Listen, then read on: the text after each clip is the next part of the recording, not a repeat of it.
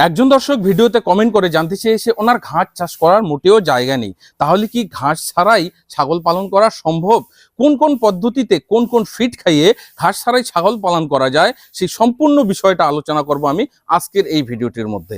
নমস্কার, আমি Krishna Dakua, Dakua goat farm YouTube চ্যানেলে আপনাদের সকলকে স্বাগত জানিয়ে শুরু করে দিচ্ছি আজকের এই ভিডিও।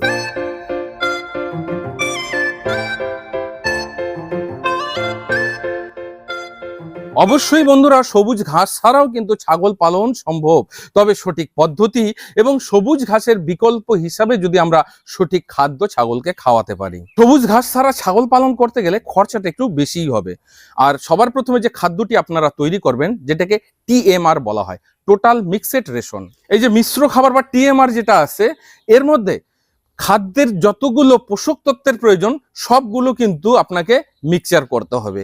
সাধারণত যখন একটা মিশ্র খাবার তৈরি করবেন, এতে যে কাঁচামালগুলো প্রয়োগ করা হয়, যেমন ভুট্টার গুঁড়া থাকে, গম থাকে, গমের ভুসি থাকে, ডালের ভুসি, এছাড়াও এখানে রাইস ব্র্যান ইউজ করে, অনেকে খোল ইউজ করে, সয়াবিন খোল ইউজ করে, এই বিভিন্নভাবে কিন্তু একটা মিশ্র খাবার তৈরি করতে হবে। তারপরেও কিন্তু এতে প্রয়োগ করতে হবে আপনাকে ভালো মানের মিনারেল মিক্সচার এবং ভালো মানের ফিড প্রিমিক্স। যদি আপনি সঠিকভাবে এই TMRটি তৈরি করতে পারেন, তাহলে কিন্তু আপনি ঘাস ছাড়াও সুন্দরভাবে ছাগল পালন করতে পারবেন। সাধারণত বড় বড় যতগুলো ছাগল খামার আছে, এই TMRটাই কিন্তু প্রধান, তাদের যে মিক্সচার খাবার সেটাই কিন্তু প্রধান খাদ্য হিসেবে খামারে ধরা হয়। বর্তমান আমার খামারের ছাগলকেও কিন্তু আমি এই TMR দিয়েই পালন করতেছি, কারণ সবুজ ঘাসের জন্য পর্যাপ্ত জায়গার প্রয়োজন, সেরকম জায়গা অ্যাভেলেবেল আমার কাছে নেই। যতটুকু সম্ভব আমি সবুজ ঘাস চাষ করি, আর আমার ফার্মের প্রধান খাবার হিসাবে এই TMR বা এই মিশ্র খাবারকেই ব্যবহার করি। ছাগলের TMR খাদ্য বা মিশ্র খাবার নিয়ে এর আগেও আমি আমার চ্যানেলে ভিডিও বানিয়েছি, তবে এই খাবারকে আরো কিভাবে উন্নত করে বানানো যায় সেটা তুলে ধরেছি আমার বইটির মধ্যে। এখানে বাচ্চাদের খাদ্য, প্রেগনেন্টদের খাদ্য, মায়েদের খাদ্য এবং খাসিদের জন্য কিভাবে খাদ্য তৈরি করবেন যেন অল্প সময়ে মাংস বৃদ্ধি হয়, এই প্রায় 4 প্রকারের খাদ্যের পদ্ধতি আমি বইটার মধ্যে লিখেছি। ভালোভাবে যদি আপনারা TMR তৈরি করতে পারেন, আপনার খামারের প্রধান খাদ্য হবে এই TMR। আর বাকি সবুজ ঘাসের বিকল্প হিসেবে আপনারা আরো কিছু পদ্ধতি সেখানে প্রয়োগ করতে পারেন, যেমন সাইলেজ।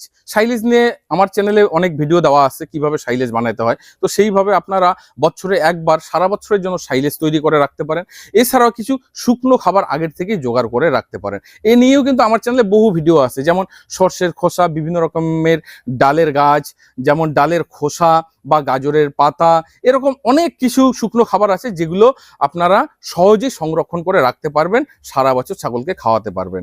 তাহলে কিন্তু আপনার কনসেন্ট্রেট ফিড বা TMR যেটা একটু কম লাগবে, খরচাটা একটু কমে আসবে। আর যদি এগুলোও জোগাড় করতে না পারেন, শুধু TMR বা শুধু এই মিশ্র খাবারটি খাওয়াতে চান, অনেক কস্টিং চলে যাবে, সেক্ষেত্রে হয়তো লাভের অঙ্কটা একদম কিঞ্চিত মাত্রায় থাকবে। বারবার এটাই বলবো, যদি আপনাদের জায়গা থাকে তো অবশ্যই সবুজ ঘাস চাষ করবেন, কারণ যদি নেপিয়ার ঘাস চাষ করেন, একবার চাষ করলে সেটাই আপনার কন্টিনিউ কেটে কেটে খাওয়াতে পারবেন।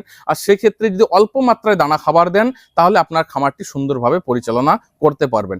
আর যদি সম্পূর্ণ খাবার এইভাবে কিনে নেন, টোটাল TMR এর উপরে চালান, তাহলে কিন্তু খরচাটা একটু বেশি হবে। তবে যারা সবুজ ঘাস ছাড়াই ছাগল পালন করতে চায়, বাইরে থেকে যখন ছাগল কিনে নিয়ে এসে হঠাৎ করে তাদেরকে স্টল ফিডিংয়ে এই মিশ্র খাবারের উপর পালন করতে চায়, তাদের জন্য কিন্তু বিরাট বড় একটা চ্যালেঞ্জ আছে। চ্যালেঞ্জটা হচ্ছে এটাই, বাইরে থেকে যে ছাগলগুলো এনেছেন তারা বাইরে ঘাস পাতা খেয়ে বড় হতো, কিন্তু হঠাৎ করে এসে এখানে শুধু কনসেন্ট্রেট ফিড সেটা কিন্তু খেতে চাইবে না। এর জন্য বিভিন্ন রকমের সমস্যাও হবে, বা আপনাকে অনেক ধরনের সমস্যার সম্মুখীন হতে হবে, যেগুলো সলভ করতে হয়তো অনেকটা সময় লাগবে। তাদেরকে এই নতুন ফিড ধরাতে হবে, এটা বিরাট বড় একটা চ্যালেঞ্জের ব্যাপার। তবে আস্তে আস্তে তাদেরকে অভ্যস্ত করতে পারবেন, আপনার কনসেন্ট্রেট ফিড খাওয়ানো শেখাতে পারবেন, একটা দীর্ঘ সময় লাগবে। সেক্ষেত্রে আমি বলবো, যদি আপনি পারেন, এমন যে ফার্ম আছে যে ফার্মে কিনা টোটালি কনসেন্ট্রেট ফিডের উপর চলে, সেরকম ফার্ম থেকে ছাগল তোলার। প্রিয় দর্শক বন্ধুরা, কেমন লাগলো আমার আজকের এই ভিডিওটি অবশ্যই কমেন্ট বক্সে কমেন্ট করে জানাবেন। যদি আরো কোনো বিষয়ের উপর ভিডিও দেখতে চান, কমেন্টে লিখবেন, আমি এইভাবেই চেষ্টা করব ভিডিও আকারে কমেন্টের উত্তর দেওয়ার জন্য। আজকের ভিডিওতে এখানেই বিদায় নিয়ে নিচ্ছি। আপনারা সকলে ভালো থাকুন, সুস্থ থাকুন। জয় হিন্দ, জয় ভারত।